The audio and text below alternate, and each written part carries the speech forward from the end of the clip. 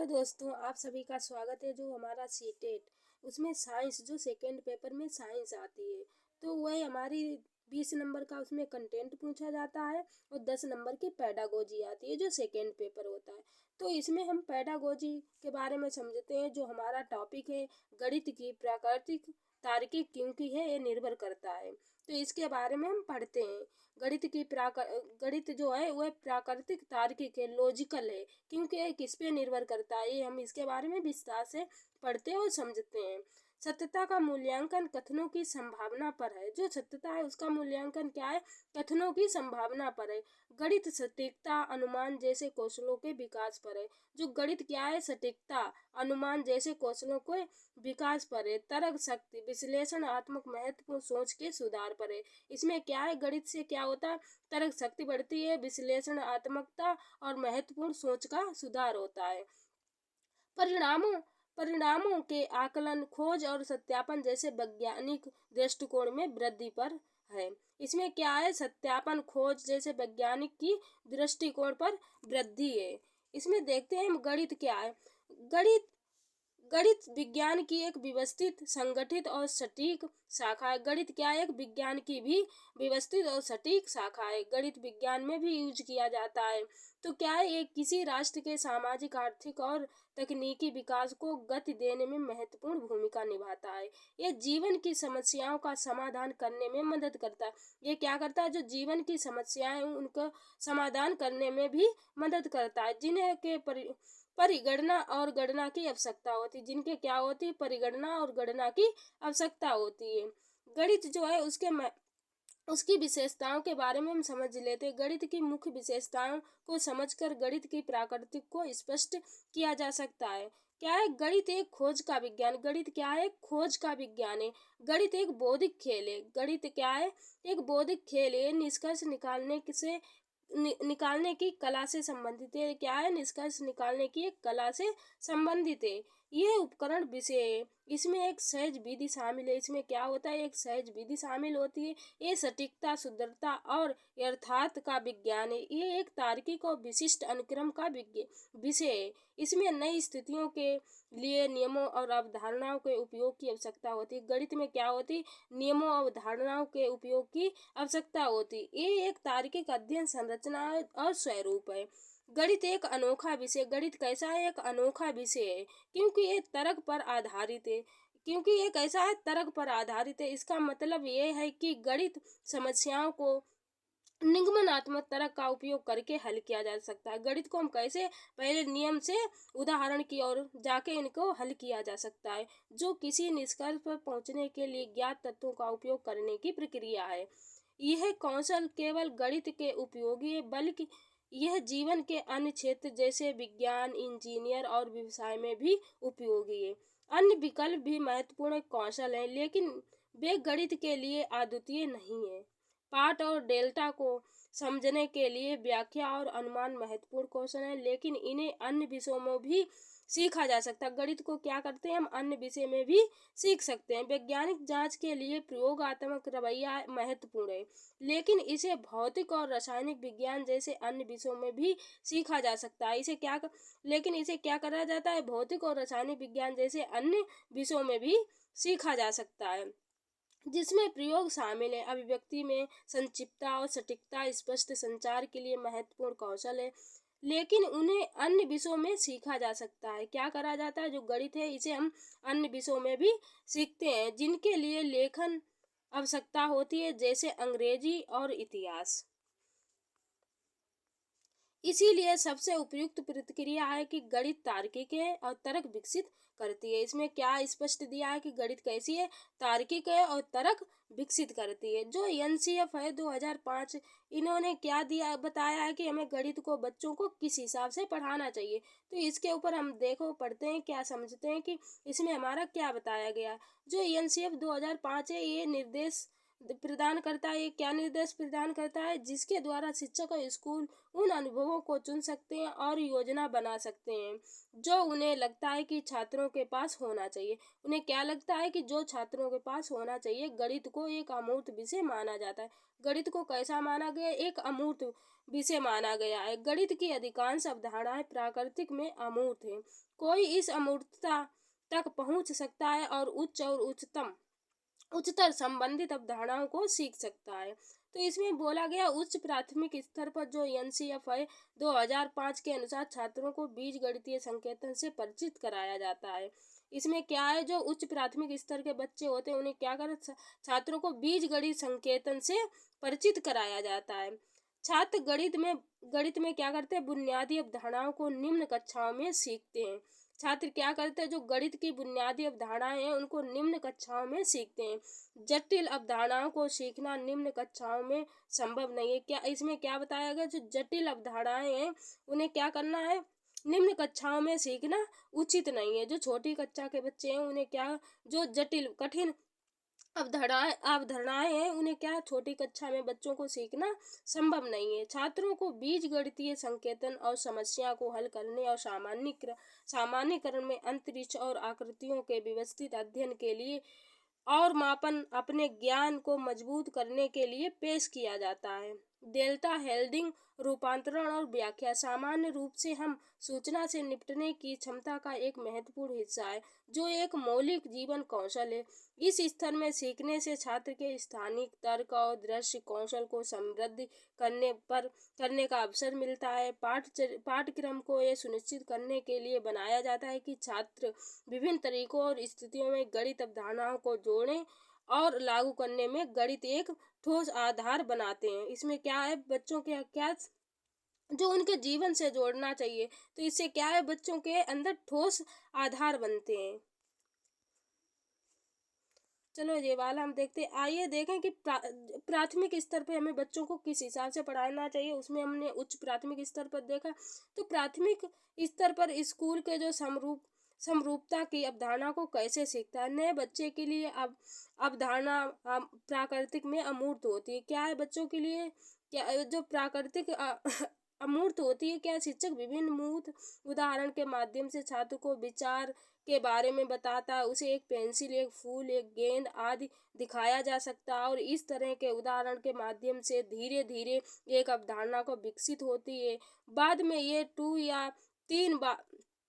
3 या 4 बच्चे को, जो हमारा क्या है प्राथमिक स्तर का बच्चा है, उसे हम कैसे गिनती या जोड़ना घटाना कैसे, अगर उसे हमने 3 दिए, 3 कोई संख्याएं, 3 कोई अगर हमने पेन दिए और उसमें से हम बोले उसे 1 निकालने के लिए, 3 से 1 निकल गया तो उसे हम लाइन या 3 पेन देके उसके पास से हम 1 पेन ले लेंगे। तो उसमें पूछेंगे ये पेन आपके पास कितने बचे। मूर्त चीज़ों से हम बच्चों को कैसे सिखाएंगे, तो क्या होगा, तो बच्चों के क्या होगी, उन्हें विकास अमूर्त अवधारणाओं के उपयोग करने में मदद देगी। तो क्या होगा, जो बच्चे जो मूर्त चीज़ों से सीखेंगे तो वो अमूर्त चिंतन करने में उन्हें मदद देगी। और बाद में कक्षाओं को बीजगणित संख्याओं और चर की विभिन्न अन्य अवधारणाओं सिखाई जाती हैं। बाद में क्या करना, उन्हें अन्य गतिविधियां भी कराना और सिखाना चाहिए। गणित को मनुष्य के जीवन और ज्ञान का संख्यात्मक और गणना भाग भी कहा जाता है। गणित गणनाओं, वस्तुओं की माप, ज्यामितीय आकृतियों, गणित संक्रियाओं, संख्याओं आदि से संबंधित है। गणित क्या है, गणित एकमात्र ऐसा ये हमें पॉइंट जरूर याद रखना है कि गणित गणनाओं, वस्तुओं की माप है। गणित क्या है, गणनाओं की माप है। गणित एकमात्र ऐसा विषय है जो तर्क को काफी विस्तार देता है। गणित एक ऐसा मात्र विषय जो क्या करता है, तर्क को काफी विस्तार देता है। स्मृति से इसका लेना देना कम है। स्मृति से इसका क्या है, लेना देना कम है। गणित में कम से कम स्पष्ट तरीके से सबसे स्पष्ट बात साबित करना साबित होता है। गणित में क्या है, हमें सबसे स्पष्ट बात इसमें साबित करनी पड़ती है। ऐसा नहीं होता कि हम इसे मान लेते हैं कि ऐसा है तो है, इसमें नहीं। इसमें क्या होता है, हमें गणित में साबित करना पड़ता है कि ऐसे इस प्रकार से होगा, उसे हमें साबित करना पड़ता है। गणित बच्चों के मन में तर्क करने की आदत डालने का एक तरीका है। गणित क्या है, जो बच्चों के मन में क्या होता है, तर्क करने की आदत डालने का एक तरीका है। तो इसमें हम उदाहरण के तौर पे समझ सकते हैं, अगर किसी एक आयताकार आकार के कागज के टुकड़े की लंबाई निर्धारित करने के लिए हम क्या करेंगे, एक पैमाना है उसका उपयोग करेंगे।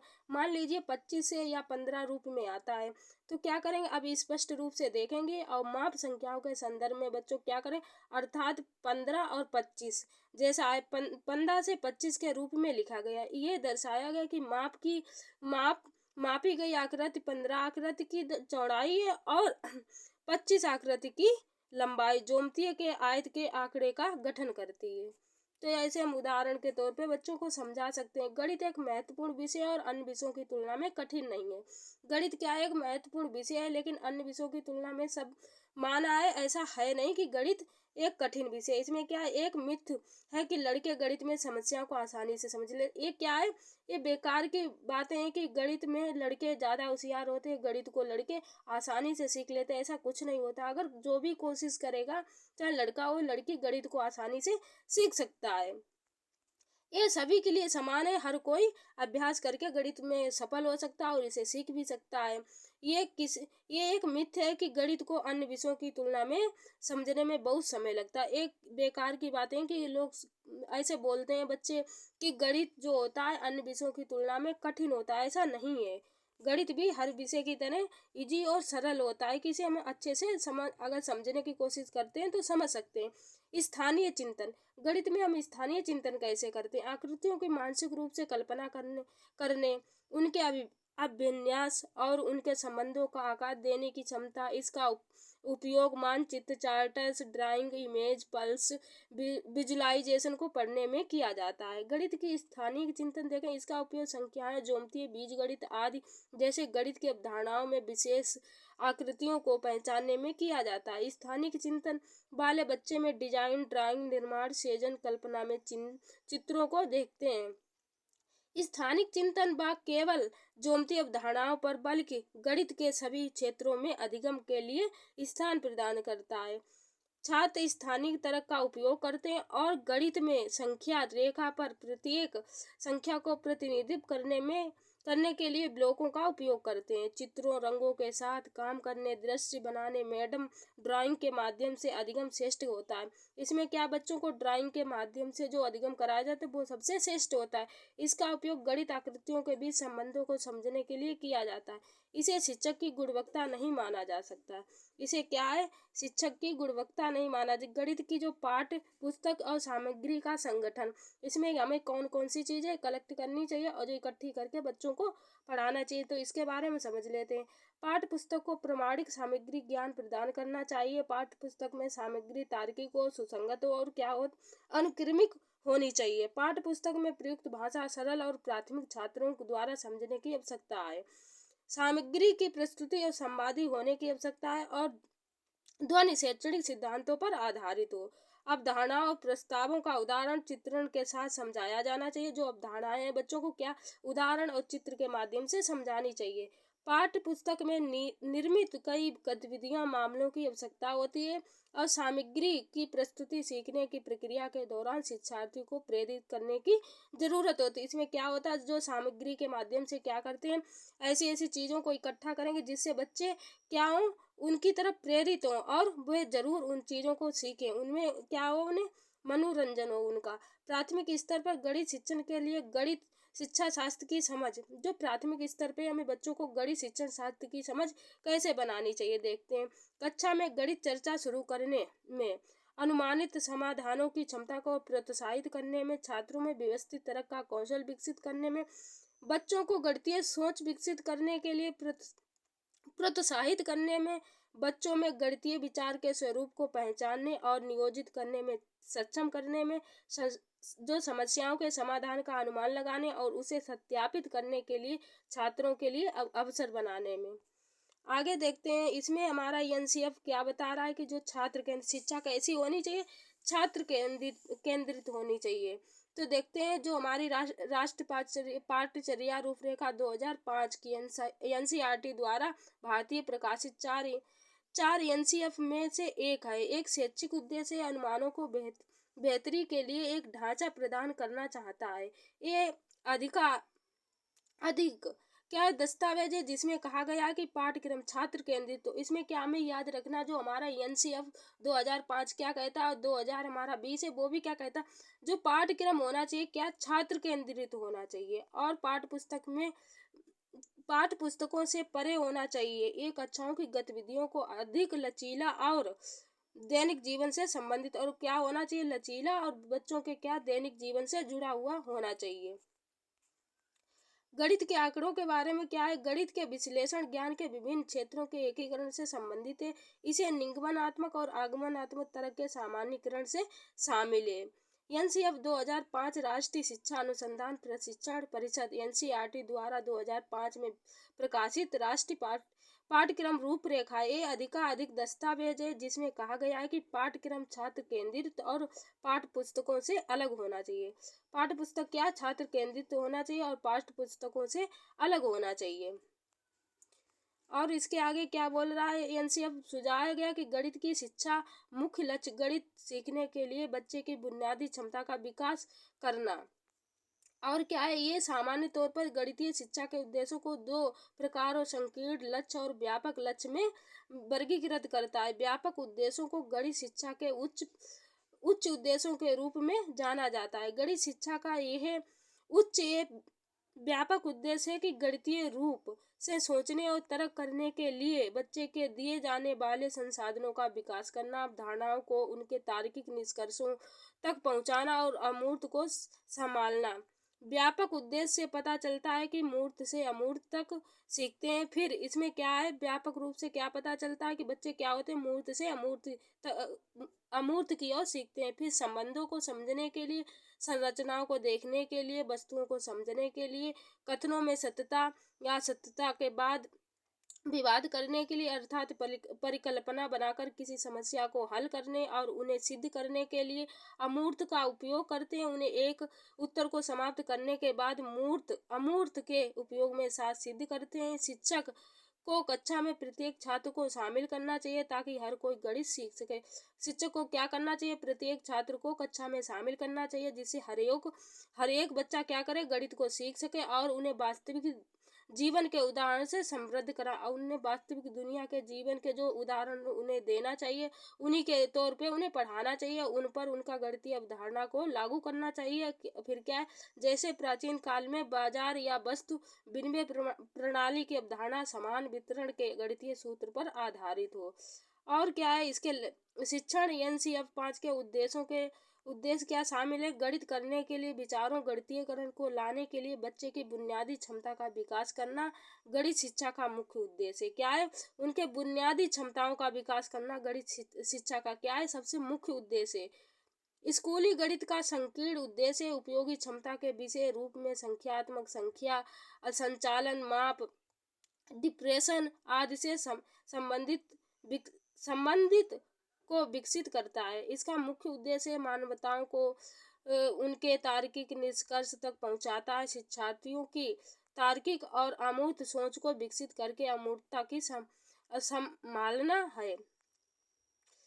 एनसीएफ 2005 कहता है कि गणित को इस तरह से पढ़ाया जाना चाहिए कि बच्चे डरने के बजाय गणित में आनंद लेना सीखे।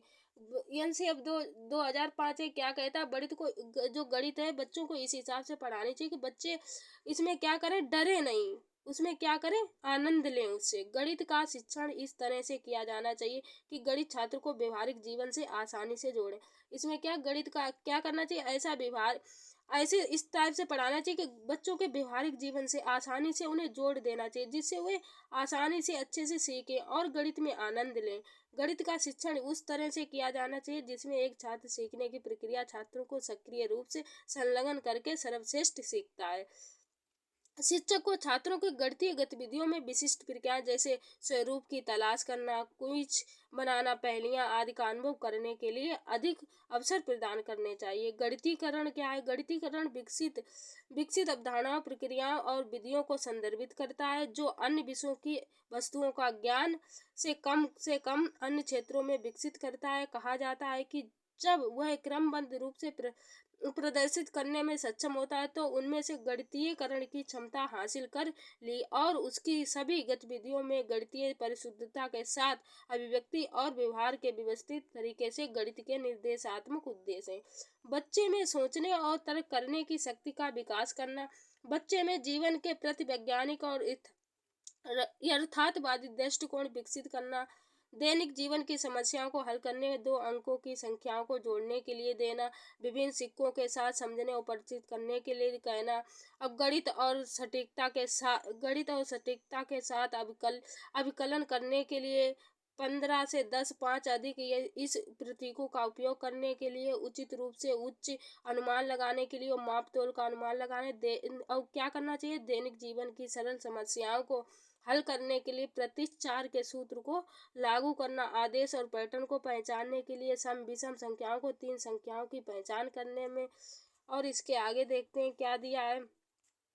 शिक्षक को छात्रों की गणित के कक्षा में विभिन्न प्रकार के अनुभव प्रदान करने की आवश्यकता होती है और समूह चर्चा, समस्या समाधान, अभ्यास, गणितीय खेल, पहेलियां आदि एक बच्चे में तार्किक और तर्क कौशल को बढ़ाता है। उच्च प्राथमिक चरण के दौरान धीरे धीरे बच्चों को अमूर्त अवधारणाओं को निपटने की अनुमति दी जानी चाहिए। उनकी रुचि को बनाए रखने और उन्हें बिना किसी डर और गणित सीखने के लिए विभिन्न गणितीय खेल, पहेलियां, सॉकेट और मनोरंजन गतिविधियां प्रदान करने के लिए सावधानी बरतनी चाहिए। ये चरण है जिसके बीज गणितीय की शुरुआत की जानी चाहिए। इसमें क्या शुरू में क्या बीज गणित की शुरुआत की जानी चाहिए, जिससे वास्तविक जीवन की स्थिति जोड़कर और जीवन की विभिन्न समस्याओं को हल करने में इसके उपयोग में जोड़ा जाना चाहिए। ये चरण है कि जिस पर प्रतिशत, अनुमान और अनुपात, ब्याज आदि जैसी अवधारणाओं को पेश किया जाना चाहिए। और संस्कृति के पहलू हैं इसमें दिए हैं कि गणित प्रत्येक देश की संस्कृति की विरासत के साथ निपटता निकटता से जुड़ा हुआ है। हमारे देश में एक गणितीय विरासत है जिस पर हमें गर्व है। क्या है? अंकों, दशमलव प्रणाली का शून्य और शून्य जो आज पूरी दुनिया उपयोग कर रही है। ये प्राचीन भारतीय गणितज्ञों द्वारा दी देन है। जो गणितिक क्या है, इन्होंने क्या दिया है, जो हमारे प्राचीन भारतीयों में शून्य। कुछ प्रसिद्ध भारतीय गणितज्ञों के नाम श्री रामानुजा, भास्कराचार्य, ब्राह्मीहारा, आर्यभट्ट, ब्रह्मगुप्त और क्या है, रामानुज। इनका क्या, युवा दिमाग को इन महान गणितज्ञों और वांछनीय दृष्टिकोण आदेश के कारणों से प्रेरित होने की आवश्यकता होती है। हमारे देश के गौरवशाली गणितीय विरासत के बारे में प्राथमिक स्तर पर शिक्षार्थियों को जागरूकता पैदा करनी होगी। अब इसके आगे हम क्या करते हैं, सांस्कृतिक उद्देश्यों को संक्षिप्त में प्रस्तुत किया जा सकता है। तो इन्हें क्या, आदेशों की सराहना और करने और विकसित करने में सक्षम बनाना, जैसे ड्राइंग, मेकिंग, पेंटिंग और कविता, संगीत, मूर्तिकार, वास्तुकला की सराहना। इसके बारे में चलो आगे हम पढ़ते हैं अनुशासनात्मक पहलू। ये हम नेक्स्ट वीडियो में कराएंगे। इसके बाद चलो यहाँ पे हमारा चैप्टर समाप्त होता है और इसके जो टॉपिक रह गए हैं वो हम नेक्स्ट वीडियो में आपको पूरी पेडागोजी जो मैथ की आती है, पूरी पेडागोजी, कंप्लीट पेडागोजी करा दूंगी। उसके बाद हम इसके कंटेंट के बारे में देखेंगे जो हमारे महत्वपूर्ण टॉपिक हैं। पहले हम टॉपिक के बारे में पढ़ेंगे, फिर उनके कुछ जो क्वेश्चंस दिए हुए हैं जो प्रीवियस ईयर में आते हैं वो हम महत्वपूर्ण देखेंगे और उन्हें सोल्व कराएंगे अच्छे से। तो यहाँ पे हम पहले पेडागोजी कंप्लीट कराते हैं। नेक्स्ट वीडियो में यहाँ से हम पढ़ेंगे अनुशासनात्मक पहलू।